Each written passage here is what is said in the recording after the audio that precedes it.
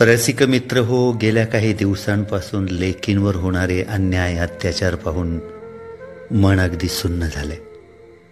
समाजाच्या डोळ्यामध्ये अंजन घालणारं कवी अमित जयवंत कांबळे रत्नागिरीवरून आपल्या हृदयस्पर्शी अशा पणती नव्हे लेकी तू मशाल बन या कवितेतून म्हणतायत, लेकी तू पणती नव्हे मशाल बन, लेकी तू पणती नव्हे मशाल बन.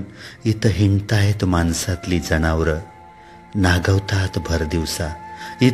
इथं हिंडतायत माणसातली जनावरं नागवतात भर दिवसा. नातलगाच्याच वस्तीवर कोणी नाही धजावत त्यावेळी, कोणी नाही धजावत त्यावेळी. होय होय तू कडक उपवास केलेला, देव सुद्धा पाहत राहतो तुझ्याकडे. घडून गेल्यावर सर्व येतात अश्रूंचे पूर व्हायला. घडून गेल्यावर सर्व येतात अश्रूंचे पूर व्हायला. मोबाईलवाले लंपट हिरो ओळख पटवून द्यायला. ते तुझा देह पाहतात, वय पाहत नाहीत. ते तुझा देह पाहतात, वय पाहत नाही. नाते आपले कितीही असो अंध व्हायचं नाही. प्राण्यालाही लाजवेल असे देहाचे लचके तोडतात. स्त्रीत्वाची मूळ जागा काट्या काचांनी भरतात. मग पोलिसांचा ससेमिरा, मग पोलिसांचा ससेमिरा वर्णन चवीने ऐकतात. कोर्टाच्या पायऱ्या झिजवून पुढे स्वतःच संपून जातात. म्हणूनच लेकी तुला माय जिजाऊ समजून घ्यायची आहे. म्हणूनच लेकी तुला माय जिजाऊ समजून घ्यायची आहे.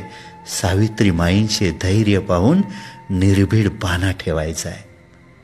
बाप तुझा संविधानातून तू एकदा समजून घे लेकी, बाप तुझा संविधानातून तू एकदा समजून घे.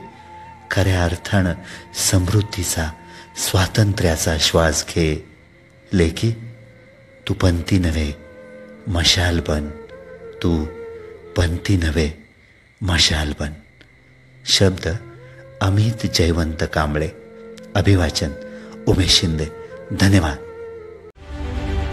रत्नागिरी 24 न्यूज चॅनलला आताच सबस्क्राईब करा आणि शेअर करायला विसरू नका.